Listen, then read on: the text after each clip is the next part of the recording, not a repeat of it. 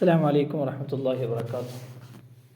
അൽഹംദുലില്ലാഹി റബ്ബിൽ ആലമീൻ വസ്സലാത്തു വസ്സലാമു അലാ അഷ്റഫിൽ മുർസലീൻ അലാ ആലിഹി വസ്വഹ്ബിഹി അജ്മഈൻ അമ്മാ ബഅദ്. അടുത്ത ഹിക്മത്ത്, തശവ്വുഫുക ഇലാ മാ ബത്തന ഫീക മിനൽ ഉയൂബി ഖൈറും മിൻ തശവ്വുഫിക ഇലാ മാ ഹുജിബ അൻക മിനൽ ഗുയൂബ്.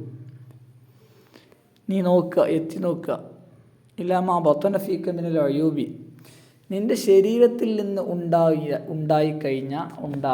ഉണ്ടായിക്കൊണ്ടിരിക്കുന്ന അയ്ബുകൾ, ന്യൂനതകൾ, അതിലേക്കാണ് നീ നോക്കേണ്ടത്. ആ നോട്ടം ഖൈറുൻ മിൻ തശവ്വുഫിക ഇലാ മാ ഹുജിബ അൻക മിനൽ ഗുയൂബി, നിന്നെ തൊട്ട് കുറേ ഗൈബിയായ കാര്യങ്ങൾ, അദൃശ്യ ജ്ഞാനങ്ങൾ, അങ്ങനെ അതിലേക്ക് എത്തി നോക്കുന്നതിനേക്കാൾ നല്ലത് അതാണ്. ഒരു മനുഷ്യന് ഐബുകൾ, സ്വന്തം നഫ്സിൻ്റെ ഐബ് കണ്ടെത്തുക എന്നുള്ളതാണ് പൂർണ്ണത. അല്ലാതെ വേറെ എന്തെങ്കിലും വിജ്ഞാനങ്ങൾ, എന്തെങ്കിലും അഭൗതിക ജ്ഞാനങ്ങൾ അവനക്കറിയാം, ഇതൊന്നും എന്തല്ല, ഒരു പൂർണ്ണത അല്ല. അതിനേക്കാൾ ഹൈറായ വഴിയാണ് ഐബുകൾ കണ്ടെത്തുക എന്നുള്ളത്. അങ്ങനെ പറയാൻ കാരണം, വിശുദ്ധ ഖുർആനിൽ കാണാം, ഖദ് അഫ്ലഹ മൻ സക്കാഹ. ഒരു മനുഷ്യൻ്റെ ലക്ഷ്യം എന്ന് പറഞ്ഞാൽ ഐബ് കണ്ടെത്തലാണ്. സ്വന്തം നഫ്സിനെ സംസ്കരിച്ചെടുക്കുക, ശുദ്ധമാക്കുക എന്നുള്ളതാണ്. അപ്പോൾ സ്വാഭാവികമായിട്ടും അതിലെ ന്യൂനതകൾ എന്താണെന്ന് മനസ്സിലാക്കി അതിനുള്ള പരിഹാരം കൂടി കണ്ടെത്തണം അവൻ. ആ പരിഹാരം കണ്ടെത്തി അതിനനുസരിച്ച് അവൻ്റെ ശരീരത്തിന് ഇങ്ങനെ ഇതൊക്കണം. ധാരാളം സ്ഥലങ്ങളിൽ ഖുർആൻ ഖദ് അഫ്ലഹ മൻ തസക്ക വദക്കറ സ്മ റബ്ബിഹി ഫസല്ല, ഖദ് അഫ്ലഹ മൻ സക്കാഹ, ഇങ്ങനെ തുടങ്ങി അല്ലാഹു സുബ്ഹാനഹു വ തആല കുറേ സ്ഥലത്ത് പറയുന്നുണ്ട്. അപ്പോൾ അള്ളാഹു നമ്മൾ നിശ്ചയിച്ചിട്ടുള്ളത്, അല്ലെങ്കിൽ നമ്മുടെ ഡ്യൂട്ടി ഉള്ളത് തസ്കിയത്തുൻ നഫ്സാണ്. അപ്പോൾ ആ ഡ്യൂട്ടി നിർവഹിക്കുക എന്നുള്ളതാണ് നമ്മൾ ചെയ്യേണ്ടത്. അല്ലാതെ ആ ഡ്യൂട്ടി നിർവഹിക്കാതെ അള്ളാഹുവിൻ്റെ അടുത്ത് എന്തെങ്കിലും ഗൈബിയായ കാര്യങ്ങൾ കിട്ടുന്നുണ്ടോ അതിൻ്റെ പിന്നാലെ ഇങ്ങനെ പോവുക, വേറെ എന്തെങ്കിലും കാര്യങ്ങളൊക്കെ ചെയ്തിട്ട് അത് ശരിയായ വഴിയല്ല. മഹാനായ ഇമാം ഗസാലി റഹിമഹുല്ലാഹ് സ്വന്തം ശരീരത്തിൻ്റെ ഐബുകൾ കണ്ടെത്താനുള്ള മാർഗ്ഗങ്ങൾ പറയുന്നുണ്ട്.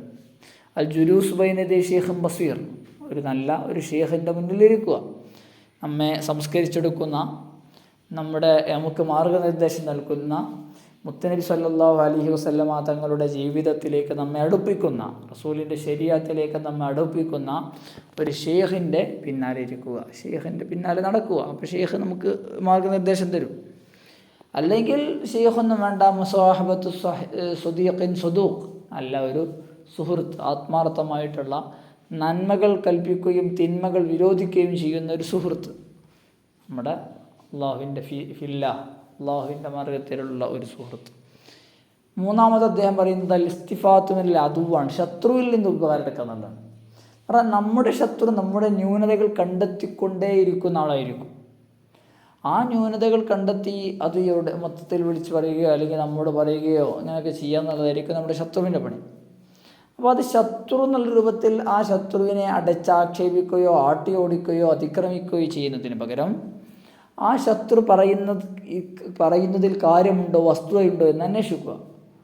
അപ്പോൾ ശത്രു നമ്മെക്കുറിച്ച് ഉള്ളതും ഇല്ലാത്തതൊക്കെ പറയുന്നുണ്ടാവും. അങ്ങനെയെങ്കിൽ ഇല്ലാത്തത് ഒഴിവാക്കി ഉള്ള ന്യൂനതകൾ പരിഹരിക്കാൻ നമുക്ക് സാധിക്കും.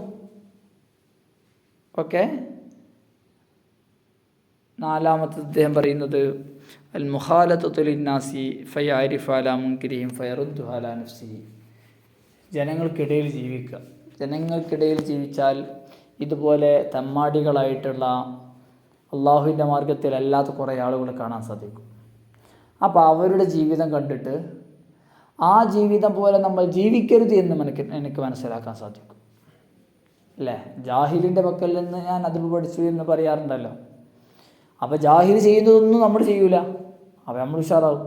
അതുപോലെ ഇങ്ങനെ പൊതുജനങ്ങൾക്കിടയിൽ വസിക്കുമ്പോൾ ഏതാണോ നല്ല കാര്യം തിന്മ ചെയ്യുന്നത് ആരാണോ അവരെ കണ്ടിട്ട് നമ്മൾക്ക് മനസ്സിലാക്കാം ആ കാര്യങ്ങൾ ചെയ്യരുത് എന്ന്. അങ്ങനെ നമുക്ക് തിരുത്താം. അപ്പോൾ ഇസ്തിഖാമത്ത് എന്നുള്ളതാണ്, അല്ലാതെ കറാമത്തുള്ളതല്ല. അൽ ഇസ്തിഖാമ ഖൈറും മിൻ അൽഫി കറാമ എന്നൊക്കെ പറയാറുണ്ടല്ലോ. അപ്പോൾ ഒരു മനുഷ്യൻ നന്നാവുന്നത്, അല്ലെങ്കിൽ ഒരു മനുഷ്യൻ അള്ളാഹുവിൻ്റെ വലിയായി മാറുന്നത് കുറേ കറാമത്തുകൾ കാണിച്ചിട്ടോ അല്ലെങ്കിൽ മറ്റു അത്ഭുത പ്രവർത്തികൾ കാണിച്ചിട്ടോ ആർക്കും അറിയാത്ത ഗൂഢജ്ഞാനങ്ങൾ പറഞ്ഞിട്ടോ അല്ല. ഒരു മനുഷ്യൻ അള്ളാഹുവിലേക്ക് അടുക്കേണ്ടത് ഇസ്തിഖാമത്ത് കൊണ്ടാണ്. ഇസ്തിഖാമത്ത്, അള്ളാഹുവിൻ്റെ മാർഗത്തിൽ അള്ളാഹു പറഞ്ഞതനുസരിച്ച് നിസ്കരിക്കാൻ, റസൂൽ പറഞ്ഞതനുസരിച്ച് ആ മര്യാദകൾ പാലിക്കാൻ, ഇതിനൊക്കെ സാധിക്കുന്നുണ്ടോ ഇല്ലേ എന്നുള്ളതാണ് ഒരു മനുഷ്യൻ വിലയിരുത്തേണ്ടത്. അള്ളാഹു എല്ലായിടത്തും പറഞ്ഞതാണ്, നിങ്ങളുടെ പണി എന്ന് പറഞ്ഞാൽ ശരീരത്തെ സംരക്ഷിക്കുക എന്നുള്ളതാണ്, ശരീരത്തെ നോക്കുക എന്നുള്ളതാണ്. അമ്രാദ് ഖൽബിയ ഉണ്ടാവും. ആ ഖൽബിയായ അമ്രാദിനെ ത്വാഅത്ത് കൊണ്ട്, തൗബ കൊണ്ട് ഇതിനെ ഇല്ലാതാക്കണം. ബാക്കിയുള്ള എല്ലാ പണികൾക്കൊപ്പം പ്രധാന പണി എന്ന് പറഞ്ഞാൽ ഈ ശരീരത്തിനെ ഇങ്ങനെ സംസ്കരിച്ചെടുക്കുക എന്നുള്ളതാണ്. അപ്പോൾ നന്മകൾ ചെയ്യണം. ആ നന്മകൾക്കപ്പുറം തിന്മകൾ വരുമ്പോൾ ആ തിന്മയെ മാറ്റാനുള്ള മാർഗങ്ങൾ കണ്ടെത്തണം. ഇതാണ് ഒരു മനുഷ്യൻ്റെ ഡ്യൂട്ടി. ഓക്കെ. പിന്നെ മാത്രമല്ല, ഇതിലൊക്കെ പ്രധാനമായും പെട്ടുപോകൽ ഇൽമുള്ള ആൾക്കാരാണ്. കുറച്ച് വിജ്ഞാനമൊക്കെ ഉള്ള ആൾക്കാർ ഇനി എന്തെങ്കിലും ജനങ്ങൾക്കിടയിൽ സ്വാധീനമുണ്ടായാൽ അല്ലെങ്കിൽ അംഗീകാരമുണ്ടായാൽ ആ അംഗീകാരം കൂട്ടാനുള്ള മാർഗങ്ങൾ നോക്കും. അപ്പോൾ വേറെ എന്തെങ്കിലും ഗൂഢമായിട്ടുള്ള ആരും ഇതുവരെ കേട്ടിട്ടില്ലാത്ത ജ്ഞാനങ്ങളൊക്കെ ഇങ്ങനെ പറയുക, സംസാരിക്കുക. അല്ലെങ്കിൽ വേറെ എന്തെങ്കിലും അബോധിക വിജ്ഞാനങ്ങൾ അത് എനിക്ക് ലഭിച്ചു, അതിങ്ങനെ പറഞ്ഞു കൊടുക്കുക. ഇത് യഥാർത്ഥത്തിൽ ഒരു മനുഷ്യൻ്റെ പണിയില്ല. ശൈത്വാൻ എല്ലാവരെയും ഒരേ രൂപത്തിലല്ല പേപ്പിക്കുക. ശൈത്വാൻ ആലിമിനെ പേപ്പിക്കാൻ കള്ളെടുക്കില്ല. കാരണം കള്ളെടുത്താലും അവന് സിമ്പിളായിട്ട് തള്ളും. കള്ളെനിക്ക് വേണ്ട, കാരണം അത് അള്ളാഹു വിലക്കിയതാണെന്ന രൂപത്തിൽ അയാൾ തള്ളിയേക്കാം. ഓരോരുത്തരുടെയും ഓരോ സ്വഭാവങ്ങൾ മനസ്സിലാക്കി അതിനനുസരിച്ചായിരിക്കും ശൈത്വാൻ ഇടപെടുക. അപ്പോൾ ആലിമിൻ്റെ അടുത്ത് പോയാൽ ആലിമീങ്ങൾ മിക്കവാറും വഞ്ചിതരാകൽ ജാഹ് കൊണ്ടാണ്. അവർക്ക് അഭിമാനം അല്ലെങ്കിൽ പ്രശസ്തി ഇതൊക്കെ കിട്ടണം എന്നുള്ളൊരാഗ്രഹത്തിൽ. അപ്പോൾ അതിൽ വഞ്ചിതരായാൽ ഇതേപോലെ ഗൈബിയായിട്ടുള്ള ജ്ഞാനങ്ങളെക്കുറിച്ച് സംസാരിക്കുക, അതാണ് എൻ്റെ പണി. അല്ലാതെ ശരീരത്തിൻ്റെ ഇങ്ങനെ സംസ്കരിച്ചെടുക്കുക ഇതല്ല എന്നുള്ളതൊരു തോന്നൽ ഈ ശൈത്വാനിട്ട് കൊടുക്കും. അങ്ങനെ ഇട്ട് കൊടുത്ത് ഇയാൾ വലിയ ആളായാൽ അല്ലെങ്കിൽ ഇതിങ്ങനെ പറച്ചിലിൽ നിന്നാൽ സാധാരണ തെമ്മാടിയേക്കാൾ വലിയ തെമ്മാടിയായി മാറുകയാണ് ചെയ്യുക അദ്ദേഹം. കാരണം ഒരു നാട്ടിൽ നടക്കുന്ന തെമ്മാടിക്ക് കള്ളം കുടിച്ച് നടക്കുന്ന ഒരാൾക്കറിയാം ഞാൻ ചെയ്യുന്നത് തെറ്റാണെന്ന്. അയാൾ എന്തെങ്കിലും മാറ്റിയേക്കാം. പക്ഷേ ഈ ആലിമിൻ്റെ ചിന്ത ഞാനിപ്പോഴും ഞാനിപ്പോഴും നല്ല പാതയിലാണെന്നുള്ളതാണ്. ഇതൊക്കെ അള്ളാഹു എനിക്ക് തരുന്ന ഇങ്ങനെ സ്വീകാര്യതയാണ്, അംഗീകാരമാണ്. അപ്പോൾ ഞാനങ്ങ് തിരുത്താനൊന്നുമില്ല, ഇതന്നെയാണ് എൻ്റെ വഴി എന്നുള്ള രൂപത്തിൽ ചിന്തിക്കണം. ആ ചിന്ത അപകടകരമാണ്. എപ്പോഴും തിന്മ ഉണ്ടാവുന്നുണ്ട് എന്നൊരു ബോധ്യമുണ്ടെങ്കിൽ ആ ബോധ്യം നമ്മെ നന്മയിലേക്ക് നയിക്കും. എന്നെങ്കിലുമൊക്കെ നമ്മളെ നന്മയിലേക്ക് നയിക്കും. ഓക്കെ.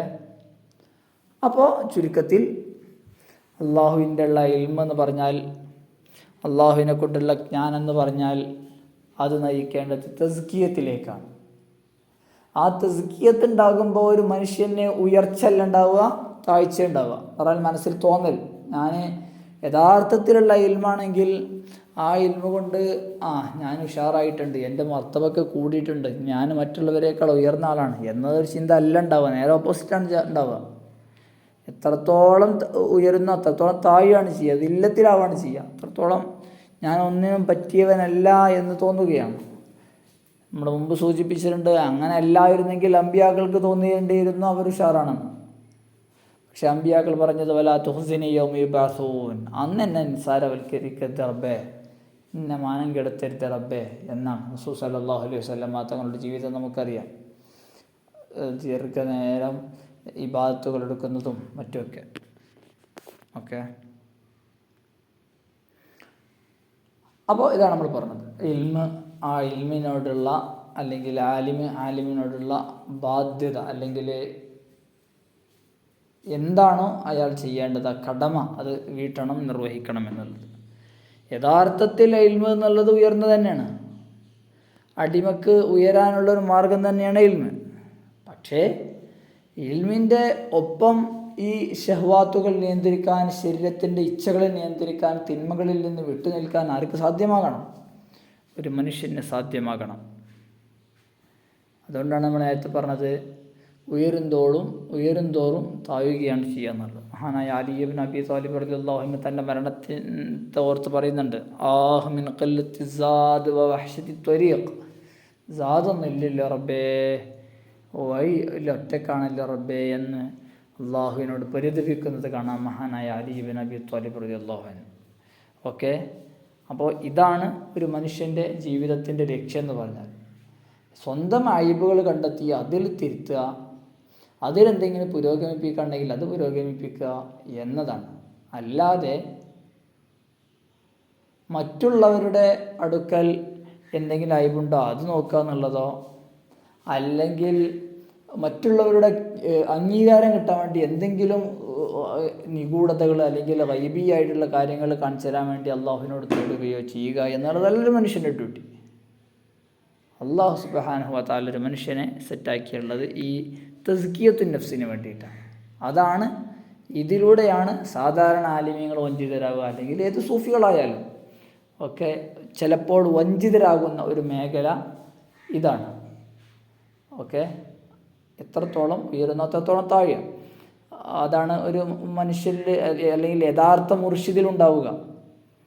നമ്മൾക്ക് കാണാം, പല ഷെയ്ഖുമാരും അവരുടെ മുരീദുമാരെ കൊണ്ട് സ്വർഗത്തിൽ പ്രവേശിക്കും, പറഞ്ഞാൽ അവരുടെ ശഫാഅത്ത് കൊണ്ട്, അല്ലേ? ഷെയ്ഖിൻ്റെ ശിഷ്യന്മാർക്ക് സേവനം ചെയ്തിരുന്ന ഷെയ്ഖുമാരുണ്ടായിരുന്നു, ഉസ്താദുമാരുണ്ടായിരുന്നു. എന്ന് പറഞ്ഞാൽ എൻ്റെ ഡ്യൂട്ടി ഇങ്ങനെ പഠിപ്പിക്കുക എന്നുള്ളത്, ഓൻ്റെ ഡ്യൂട്ടിയോ ഇത് ഞാൻ പറയുന്നത് കേൾക്കുക എന്നുള്ളത്. അല്ലാതെ ഒരു ഫളീലത്ത് അവനേക്കാൾ എനിക്കുണ്ടോ? ഇല്ല എന്നൊരു ചിന്തയിൽ നിന്ന് വരുന്ന ആ ഹുലൂഇൻ്റെ ദില്ലത്തിൻ്റെ മനസ്സ്. അപ്പോൾ ആരെയും താഴ്ത്തിക്കെട്ടാതെ ഉള്ളൊരു സമീപനമാണ് യഥാർത്ഥ ഒരു പണ്ഡിതനിൽ നിന്ന്, ആലിമിൽ നിന്ന്, ഒരു മനുഷ്യനിൽ നിന്നുണ്ടാകേണ്ടത്. വഫഖനല്ലാഹ്. ശുക്രൻ. അസ്സലാമു അലൈക്കും വറഹ്മത്തുള്ളാഹി വബറകാതുഹു.